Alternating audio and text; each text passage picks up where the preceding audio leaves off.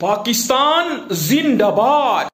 Itulah laungan bila mana keadaan pergolakan yang gila sedang berlaku di antara Pakistan dan India. Bila nak berlaku serangan ataupun peperangan, biasanya inilah arahan yang akan dikeluarkan. Dan India dah keluarkan arahan kepada rakyat dia yang berada di Pakistan. Sila tinggalkan negara itu selewat-lewatnya 29 April. Makna kata, lagi 3 hari kalau orang India tak tinggalkan Pakistan, settle. Hampa ingat Izzul Hari duk merepet? Hampa tengok berita ni. Sementara itu, hubungan antara India dan Pakistan semakin buruk setelah kedua-dua negara mengambil langkah tegas diplomatik susulan insiden serangan bersenjata yang meranggut 26 nyawa di Kashmir. Terbaru, India menggantung perkhidmatan visa kepada warga Pakistan serta-merta. So guys, apa yang aku boleh kata, dunia sekarang sedang bergolak. Apa nak berlaku kat dunia kita tak tahu. Tapi keadaan tidak akan semakin baik. Dia akan semakin ganas, semakin teruk dan semakin runcing. Apa yang kita kena buat? Akan terjadi suatu peristiwa dan satu keadaan yang pernah disebutkan oleh Rasulullah sallallahu alaihi wasallam, yang mana hadis ini terdapat di dalam salah satu hadis 40 peristiwa hadis akhir zaman, iaitu tentang gambaran yang diberikan oleh Rasulullah. Suatu masa akan datang berpusu-pusu bangsa-bangsa yang akan mengerumuni umat Islam sebagaimana layaknya pemakan-pemakan yang akan mengerumuni talam-talam makanan. Jadi bila berita ini digambarkan oleh Rasulullah kepada para sahabat amat memahami dan mengerti kondisi yang disebutkan oleh Nabi. Bagaimana rakusnya, bagaimana liarnya, bagaimana bernafsunya musuh-musuh Islam ini akan datang mengelilingi dan mengerumuni umat Islam untuk dihancurkan dan dimusnahkan. Lalu pertanyaan paling awal yang dipersoalkan oleh para sahabat Nabi ialah, wahai Rasulullah, adakah bilangan kami pada waktu itu sedikit?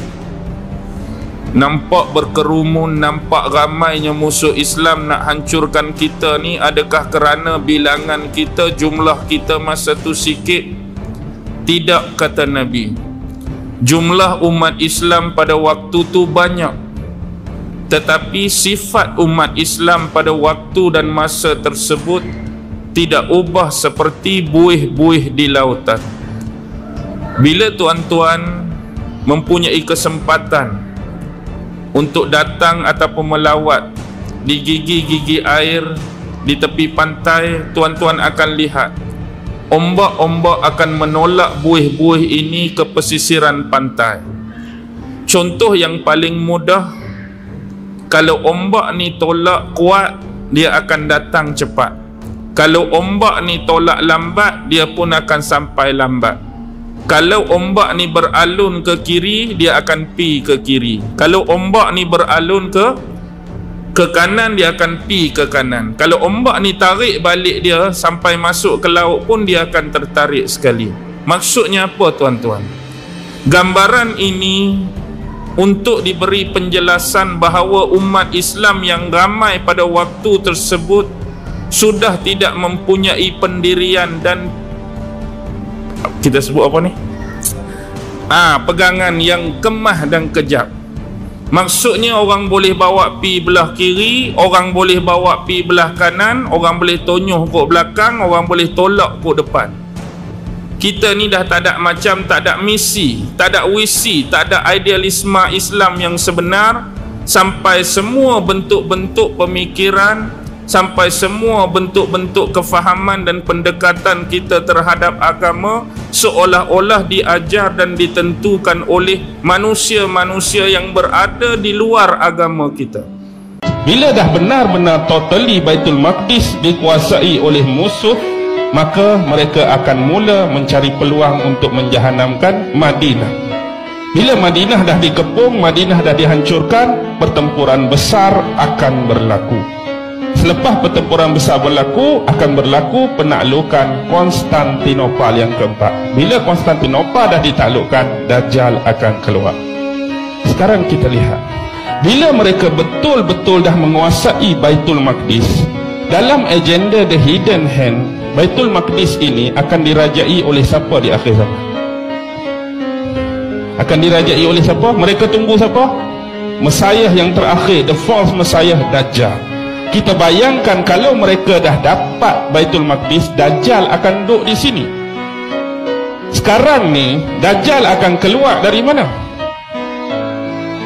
Dajjal akan keluar dari bumi Isfahan, dan di belakangnya ada 70,000 Yahudi yang memakai toya lisah. Isfahan di mana? Iran. Iran, Baitul Maqdis, ini law dan ini track laluan dia. Keluar daripada kawasan Isfahan, jalan dia nak pergi sini. Jadi sebelum Dajjal keluar, laluan-laluan ni harus dicantas lebih awal.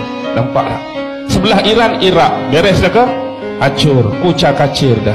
Sebelah tu Syam, Syria, hancur, kucak-kacir dah. Maksudnya laluan dan trek ni dah jelas. Tapi satu benda terhalang, Arab Saudi di dalamnya ada Mekah dan Madinah. Jadi bila mereka dah benar-benar menguasai Baitul Maqdis, tunggulah masa untuk Madinah akan tiba. Sebab sekarang di atas gunung bergaram, Jabal Habsyi sudah ada apa? Yang kita katakan sebagai istana Dajjal. Dia tak boleh masuk. Dia tak boleh masuk ke bumi Madinah. Tetapi juga Rasulullah menyebut bahawa satu masa, ingat tak hadis tentang ketukkan kaki Dajjal 3 kali tu? Bila Dajjal ketuk kaki dia, akan keluarlah manusia-manusia yang dikatakan bersifat munafik, walaupun daripada dalam bumi Madinah. Ketukan yang kedua akan keluar lagi lelaki-laki dan perempuan. Ketukan yang ketiga keluar lagi. Yang tinggal yang betul-betul beriman. Walaupun kita rasa safe di situ, selamat di situ, tapi kalau yang kita tu ada bermasalah, kita juga akan terkeluar dan menjadi pengikut-pengikut Dajjal. Jadi bila mereka dah menguasai Madinah, otomatik laluan ni makin senang. Terus saja, lalu ke Iraq, lalu ke Syam, lalu ke Arab Saudi, terus ke Israel. Anda nampak tak benda ni? Jadi permainan yang dibawa ialah Wahabi vs Syiah. Orang hak lawan Wahabi akan dituduh Syiah, orang hak lawan Syiah dituduh Wahabi. Kita hak duduk tengah ni yang kena. Lawan hak ni, oh Syiah kena. Lawan hak ni, kita kena Wahabi. Ni je permainan. Sebab tu bila mula-mula mereka umumkan penguasaan Baitul Maqdis oleh Donald Trump, ada ura-ura bahawa 2 negara Arab besar akan bertarung, akan berperang, iaitu Arab Saudi dengan Iran. Apa tujuan dia? Fahamlah, ikut law dan track tadi. Jadi sekarang ni, di samping mereka nak cari Imamul Mahdi, sebenarnya antara salah satu agenda dia, mereka nak melorongkan trek dan laluan yang mudah kepada raja terakhir mereka.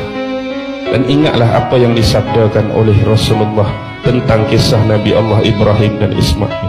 Mungkin ini adalah dari kacamata kerohanian guru-guru yang bersifat kesufian.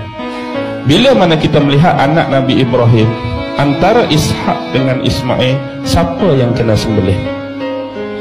Ismail yang kena sembelih. Dan sembelihan Ismail itu keturunan dia adalah keturunan Arab sekarang. Dan kita lihat keturunan mana yang sedang disembelih dan dibunuh dengan sewenang-wenangnya sekarang untuk menjayakan misi ini. Ini adalah clue yang cukup penting. Jadi Arab akan dimusnahkan, Arab akan dibinasakan, Arab akan dibonekakan, Arab akan dicaturkan. Dan Allah juga ada perkiraan dan perancangan sendiri. Maksudnya konsep akhir zaman kita tidak akan lengkap tanpa kita membicarakan tentang isu Dajjal, tak akan lengkap bila tak membicarakan tentang Ya'juj Ma'juj, tak akan lengkap tanpa membicarakan Imam Mahdi, tak akan lengkap tanpa membicarakan turunnya Nabi Allah Isa alaihi salam. Tetapi ada juga sebahagian daripada grup ini yang meyakini Imam Mahdi yang mereka tunggu yang nombor 12 tu merujuk kepada nombor 11 dah, iaitu Muhammad bin Hasan al-Askari yang menghilangkan diri dia. Dulu dia pernah ada, kemudian dia gaib, dia hilang, dia duduk di satu tempat yang orang ni tak tahu, tetapi di akhir zaman dia akan raja'ah, dia akan kembali lagi untuk menjadi Imam Mahdi. Ni kita, anda nak pakailah, cuma saya nak keutarakan pendapat dan pandangan. Ini yang aliran Syiah punya.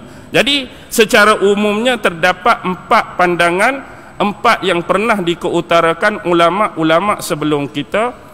Pertama, saya ulang balik, Imam Mahdi merujuk kepada Nabi Isa sendiri. Yang kedua, Imam Mahdi merujuk kepada salah seorang khalifah daripada Daulah Bani Abbasiyah. Yang ketiga, yang disepakati oleh sebahagian besar peratusan ulama ahli sunnah wal jamaah, dia ni tak muncul lagi. Dan yang keempat, aliran Syiah yang mengatakan imam ke-11, iaitu Imam Muhammad bin Hasan Al-Askari. Baik, sekarang ni habislah bab yang pertama kita sebagai muqaddimah. Jadi inilah muqaddimah kita yang saya namakan sebagai bab pertama, pengenalan, untuk kita menjurus kepada bab-bab yang lebih berat, bab-bab yang lebih kasar. Jadi seterusnya saya akan pergi kepada bab ataupun topik yang kedua, iaitu nama-nama ulama besar dan kitab-kitab karangan ataupun hasil karya mereka yang menceritakan dan meriwayatkan tentang kedatangan Imam Al-Mahdi. Faham betul lah? Topik yang kedua, bab yang kedua ni, nama-nama ulama besar dan hasil karya, kitab-kitab karangan mereka yang meriwayatkan hadis-hadis tentang kedatangan Imam Al-Mahdi di akhir zaman. Baik, antara yang saya boleh senaraikan, memang banyak kitab-kitab yang terhasil daripada kalangan ulama ahli sunnah wal jamaah. Antaranya yang pernah sampai ke tangan kita hari ini hampir 63 buah kitab yang diketahui, yang dicetak, yang dapat dibeli, yang dapat dibaca, yang dapat dinikmati ilmu dia. Tetapi di luar pengetahuan kita mungkin masih banyak kitab-kitab yang tidak sampai ke tangan kita, yang menceritakan tentang kehadiran dan kedatangan Imam Mahdi, baik ulasan mereka itu secara umum atau ulasan mereka secara khusus tentang sifat-sifat, tentang kita kata perangai-perangai, tentang perilaku-perilaku, tentang keadaan-keadaan menjurus kepada Imam Al-Mahdi. Antaranya saya akan sebutkan beberapa nama ulama dan kitab karangan mereka tentang periwayatan tersebut. Antara yang paling besar ialah selepas Al-Quran kita ada ulama-ulama hadis, kan? Ulama-ulama hadis. Baik, yang pertama ialah Imam Bukhari. Semua orang kenal Imam Bukhari. Dalam kitab Imam Bukhari yang disebut sebagai Sahih Al-Bukhari, di dalam satu tajuk, iaitu kitab Bad'ul Khalqi wa Nuzuli Isa alaihi salam, dalam jilid yang keempat. Jadi dalam Sahih Bukhari, dalam kitab Bad'ul Khalq wa Nuzuli Isa alaihi salam jilid keempat, ada meriwayatkan hadis tentang Imam Mahdi. Yang kedua, Imam Muslim. Imam Muslim, imam yang sinonim dengan kitab karangan dia Sahih Muslim. Boleh kita buka jilid 1, boleh buka jilid 2, bab Nuzuli Isa alaihi salam, bab yang ke-18. Jadi ada 2 jilid. Bab 18 jilid 1, bab 18 jilid 2 ada meriwayatkan tentang hadis kedatangan Imam Mahdi. Imam yang ketiga ialah imam hadis, iaitu Imam Abu Dawud. Imam Abu Dawud, kitab dia ialah Sunan Abu Dawud. Boleh buka jilid yang kedua, jilid yang ketiga, jilid yang kelima. Ada dalam 3 jilid tersebut perihal hadis Imam Mahdi. Seterusnya Imam At-Tirmizi yang terkenal dengan kitab Sunan, iaitu Sunan At-Tirmizi. Di dalam kitab Sunan dia boleh buka jilid kedua, boleh buka jilid ke-9. Banyak hadis yang memperihalkan tentang Imam Mahdi. Seterusnya Imam Ibnu Majah yang terkenal dengan kitab hadis dia Sunan Ibnu Majah, boleh buka kitab jilid yang kedua. Ada hadis memperihalkan tentang Imam Mahdi. Begitu juga dengan seorang imam, salah seorang imam mazhab yang cukup terkenal dan berkepakaran serta berkemahiran dalam bidang hadis, iaitu Imam Ahmad bin Hanbal. Imam Ahmad bin Hanbal dia ada satu kitab hadis yang bernama Musnad Ibnu Hanbal. Boleh buka jilid pertama dan jilid ketiga, ada hadis tentang kedatangan Imam Al-Mahdi. Yang ketujuh, kita boleh rujuk kitab Imam An-Nasai, salah seorang imam hadis, iaitu Sunan An-Nasai jilid kedua, ada berita tentang kedatangan Imam Mahdi. Imam yang ke-8 iaitu Imam Al-Hakim, salah seorang ulama besar hadis, Mustadrak ala Sahihaini. Dialah ulama hadis yang menyaring kembali hadis-hadis sahih daripada Bukhari dan Muslim, lalu menamakannya sebagai Al-Mustadrak ala Sahihaini. Boleh buka Mustadrak ala Sahihaini jilid yang keempat, ada hadis pasal Imam Mahdi. Begitu juga yang ke-9, Imam Ibnu Hajar Al-Haytami, kitabnya Sawa'iqul Mukhriqah, khusus tentang Imam Mahdi. Yang ke-10 juga Imam Ibnu Hajar Al-Haytami, Al-Qaulul Mukhtasar fi Alamatil Mahdiyil Muntazar, juga kitab yang khusus saja-saja pasal Imam Mahdi. Begitu juga imam yang ke-11, Imam Ibnu Tawus, dengan kitab dia Al-Malahim wal Fitan.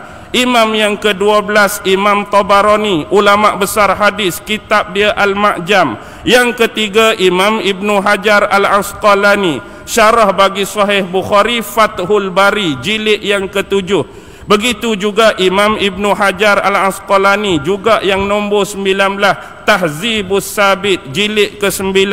Yang ke-20 juga Imam Ibnu Hajar Al-Asqalani, kitab dia Nuzhatun Nazar. Nak lagi yang ke-16, Imam Baihaqi dalam Sunanul Kubra. Nak lagi Imam Jalaluddin As-Suyuti dalam Jami'us Shaghir, Imam Jalaluddin As-Suyuti dalam Alamatil Qiyamah. Begitu juga dengan Imam Ibnu Asakir, seorang tokoh sejarah dan sirah, iaitu Tarikh Ibnu Asakir jilid keempat, ada kisah Imam Mahdi. Salah seorang tokoh tafsir, Imam Tabari, yang terkenal dengan tafsir Tabari, juga pengarang kitab sejarah dan sirah Tarikh Umam wal Muluk, atau dikenali Tarikh Tabari. Buka jilid yang ke-7. Nak lagi kah? Nak lagi tak payah dah tak? Jadi ada 63. Ini adalah nama-nama ulama besar. Sebahagian besar adalah beraliran Ahlus Sunnah wal Jamaah, yang mana hasil karya mereka ni, kalau yang ulama dalam bidang hadis, mereka telah meletakkan bab-bab dan topik tertentu di dalam kitab hadis mereka tentang kedatangan Imam Al-Mahdi. Jadi ulama-ulama yang terkemudian daripada mereka seperti Imam Ibnu Hajar Al-Asqalani, Imam Ibnu Hajar Al-Haytami, Imam Suyuti, Imam Abu Nu'aim, Imam Hamad, mereka meletakkan satu kitab secara khusus tentang hadis-hadis yang diriwayatkan oleh imam-imam sebelum ni tentang kedatangan Al-Mahdi. Baki lagi menjadi kita yang rendah ilmu macam saya, yang rendah ilmu macam kita semua, yang cetek tak tahu apa. Jadi untuk kita dapatkan maklumat, jadi saya dah sertakan antara nama-nama ulama dan kitab-kitab mereka yang boleh kita rujuk pada bila-bila masa sahaja. Kalau kita ada masa cari, kita ada masa belajar, kita ada masa talaki, kita ada masa fahamkan hadis-hadis tersebut. Jadi ini yang membawa kita kepada topik ataupun bab yang kedua. Sekarang saya nak berpindah kepada topik ataupun bab yang ketiga, iaitu sahabat-sahabat Nabi, sahabat-sahabat Rasulullah. Siapakah di antara mereka yang meriwayatkan hadis-hadis berkenaan kedatangan Al-Mahdi?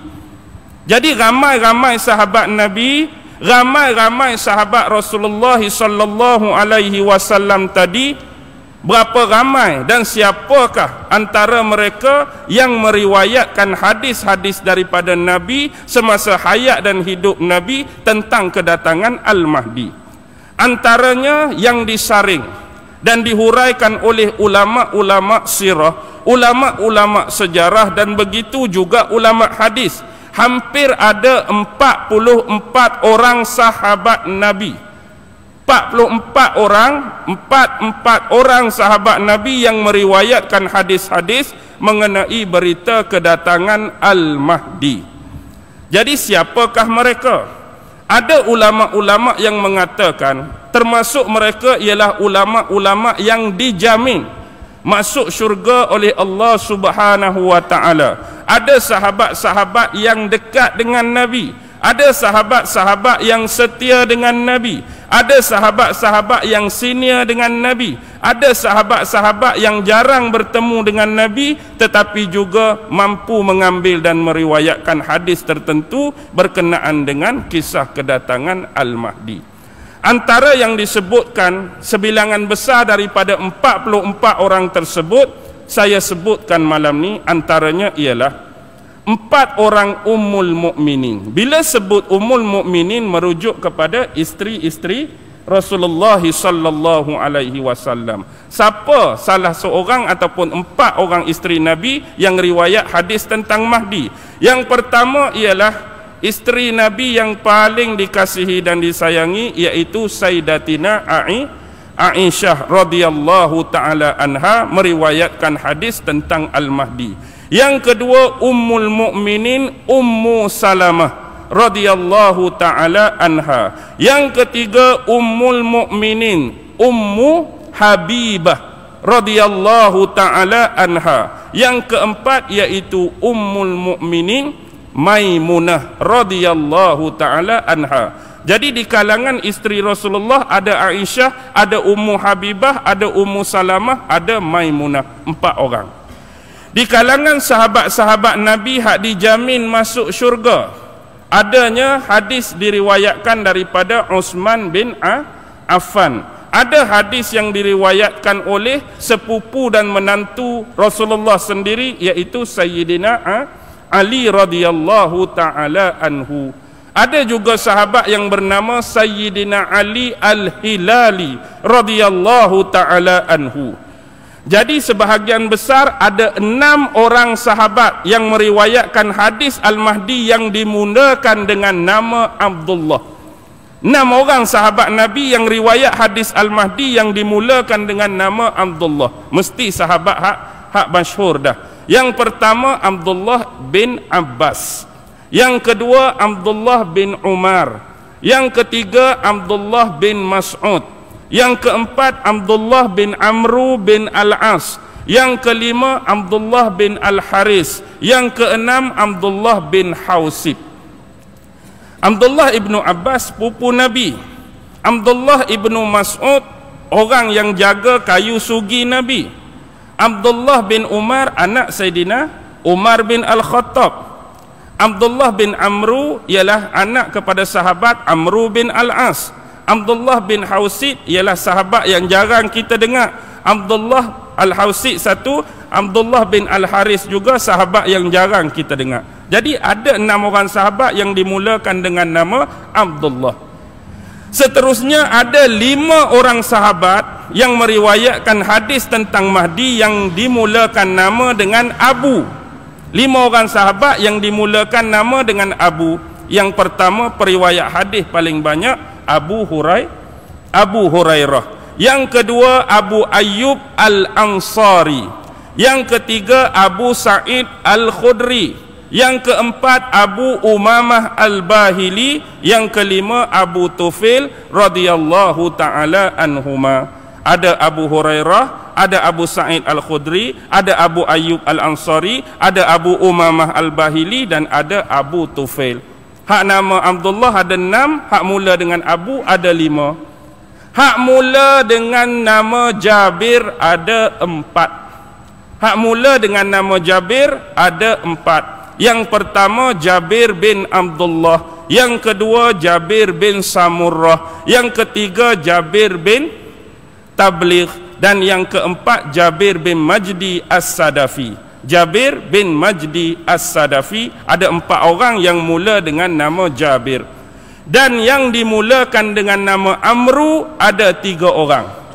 Yang dimulakan dengan nama Amru ada 3 orang, iaitu Amru bin Al-As, bapa kepada Abdullah bin Amru tadi. Yang kedua ialah Amru bin Nufair, dan yang ketiga ialah Amru bin Murrah Al-Juhani.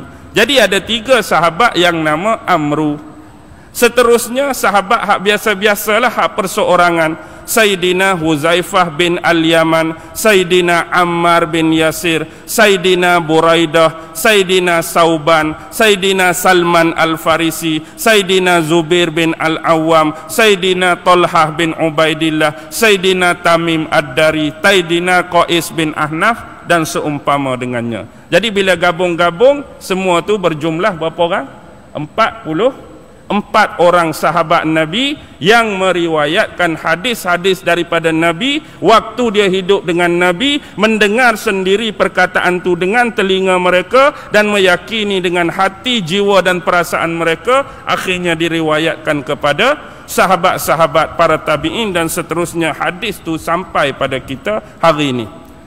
Jadi bila dalam banyak-banyak hadis tu kita kembali kepada bab yang awal tadi, sebagaimana Imam Ibn Qayyim kata, dalam banyak-banyak hadis tu terbahagi kepada 4 jenis hadis tadi kan. Sama ada dia sahih, dia hasan, dia gharib ataupun dia dhaif. Baki lagi sahabat-sahabat ni kemudian menuturkan hadis-hadis ni kepada umat-umat selepas mereka. Bila sebut umat selepas sahabat, dia dipanggil tabi'in. Antara 5 tabi'in besar yang meriwayatkan hadis-hadis Imam Mahdi tapi secara mursal, ada 5 orang. Yang pertama ialah Sa'id ibnu Musayyab.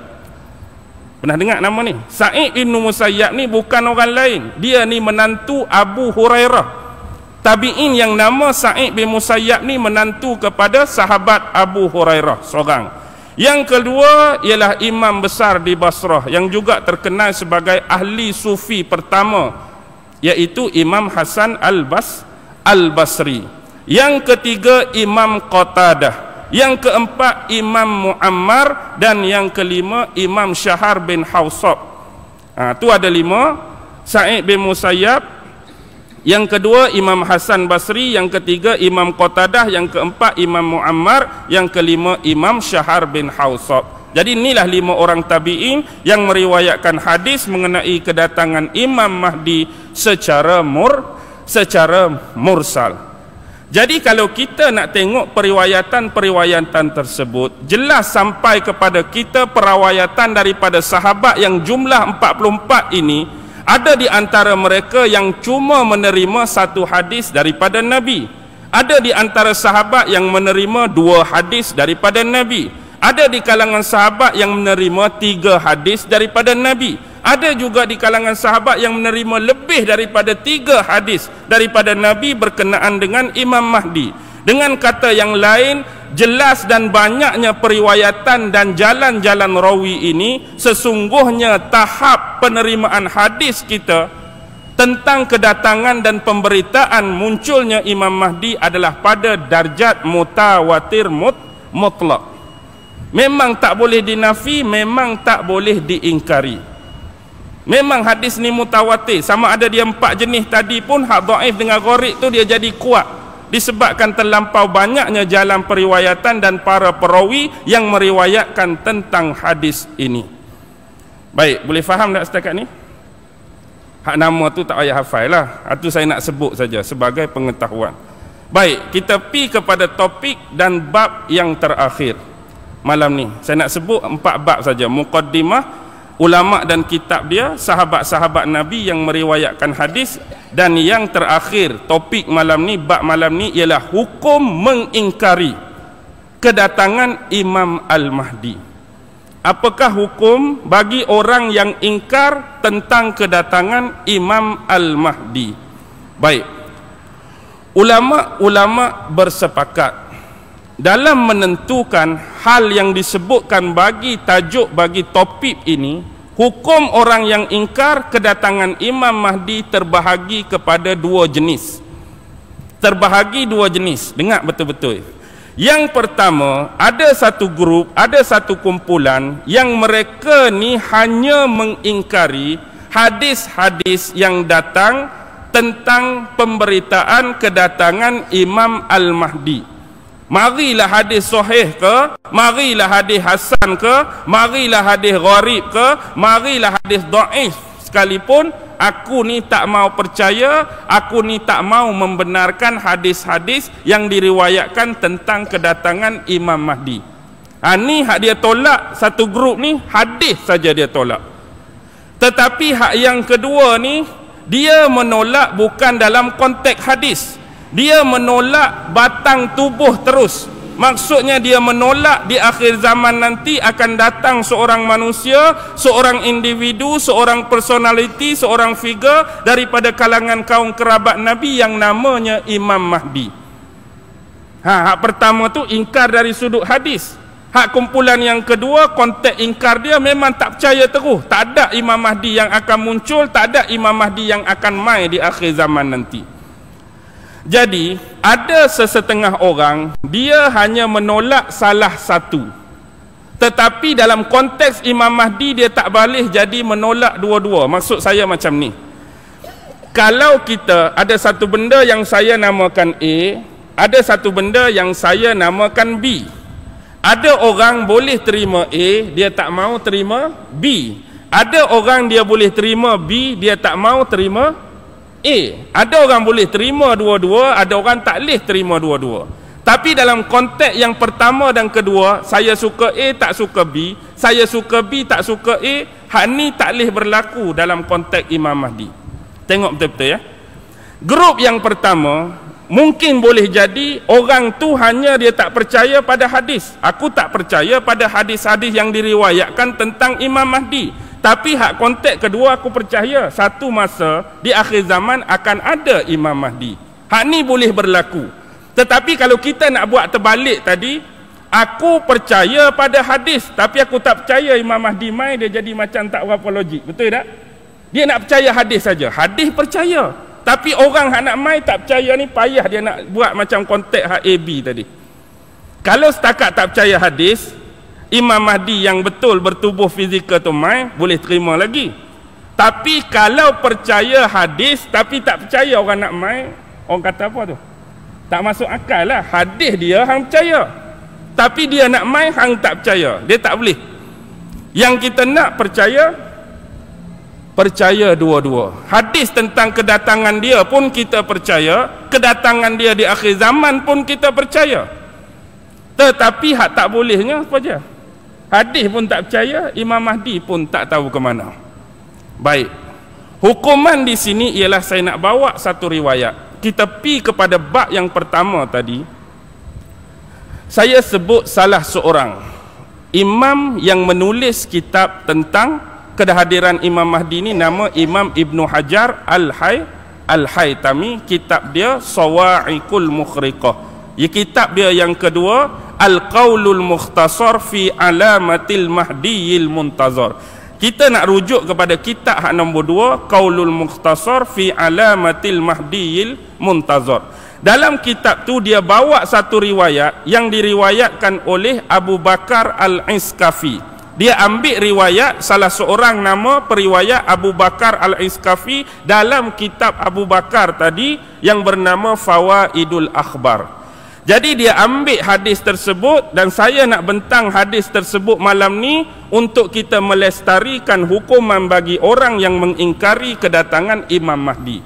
Jadi secara bahasa Melayu, ayat yang mudah, Nabi SAW bersabda, barang siapa yang mendustakan kedatangan Dajjal, maka kafirlah dia. Dan barang siapa yang mendustakan kedatangan Al-Mahdi, juga kafirlah dia. Barang siapa yang mendustakan kedatangan Dajjal, dia anggap Dajjal tu cerita dongeng, Dajjal tu bohong, jadi kafirlah dia. Dan satu lagi, barang siapa yang mendustakan Al-Mahdi, kedatangan dia, maka kafirlah dia. Baik, dengar betul-betul lah. Kita takut bila kita belajar hadis, kita faham ikut otak kita sendiri apa yang dimaksudkan dengan kafir. Yang dimaksudkan dengan kafir oleh ulama-ulama ialah kafir di sini bermaksud mengingkari salah satu daripada dua benda yang kita sebut di depan tadi. Kafir di sini bermaksud mengingkari tentang adanya hadis-hadis, mengingkari tentang adanya periwayatan-periwayatan tentang kedatangan Al-Mahdi.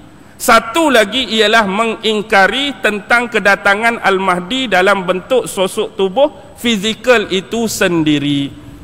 Jadi kafir di sini bukan sebenarnya kafir mutlak yang boleh mengeluarkan dia daripada Islam. Sebab apa? Sebab bab Imam Mahdi bukan termasuk perkara pokok dan usul dalam akidah kita. Ke ada tadi percaya dan beriman kepada Imam Mahdi dalam 6 tu? Ada ke tak? Tak ada. Dia tak boleh mengeluarkan seseorang tu sampai jadi kafir. Sebab dia hanya perkara furuk dalam hal akidah. Perkara furuk dia hanya kafir bermaksud mengingkari, bukan kafir mutlak yang keluar daripada agama Islam. Jadi lepas ni bila kita baca hadis ni, jangan nak cepat memvonis orang lain. Jangan cepat nak hentam orang lain. Hang tak percaya dah jamai, kafir lah. Mana dalih? Oi, hadis tu ustaz baca semalam, padahal ustaz hurai lagu lain.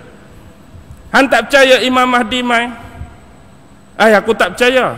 Hang tak percaya hadis dia, tak percaya. Hang tak percaya dia akan datang, kafir lah. Sebelum ni kalau kita faham demikian, tolong ubah balik corak pemikiran kita. Yang dimaksudkan kafir di sini ialah cuma mengingkari hadis dan mengingkari kedatangan dalam bentuk tubuh badan ataupun fizikal dia. Bagi orang yang nak meneruskan kajian, sebab dia benda furuk dalam